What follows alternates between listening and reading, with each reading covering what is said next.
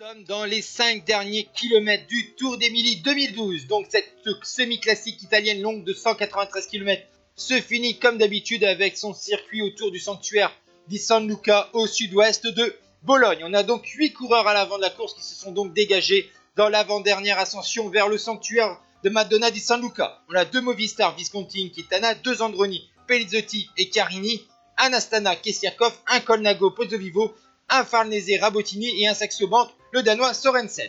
Et d'ailleurs, nous attaquons maintenant l'ultime ascension vers Madonna di San Luca, 2 km à plus de 9% de moyenne, après un ultime relais de Giovanni Visconti. C'est l'accélération du jeune grimpeur colombien de 22 ans, Nairo Quintana.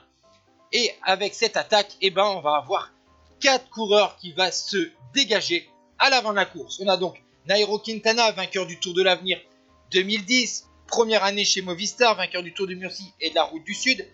Le Suédois Kessiakov, vainqueur du Tour d'Autriche 2011 et très actif sur la dernière grande boucle. Franco Pellizotti, donc champion d'Italie et 3e du Grand Prix de Camaiore.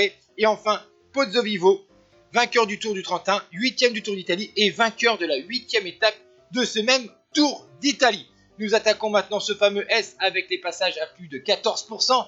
La différence n'a pas été faite. Enfin, c'est surtout derrière où on voit que Sorensen et Rabottini ne peuvent pas revenir sur le quatuor de tête.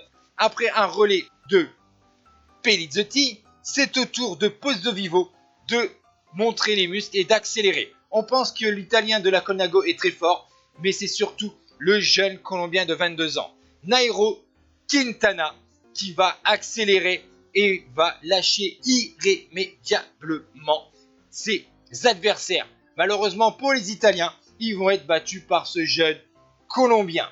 Vous voyez qu'à cette époque, il n'hésitait pas à attaquer, on ne se foutait pas un petit peu de ses offensives, il n'était pas encore non plus neutralisé par la tactique de chez la Movistar pour protéger les intérêts de Alejandro Valverde. Le jeune Colombien, il était encore libre de ses mouvements et a attaqué dans l'ultime ascension et a donc pris le meilleur sur ses adversaires.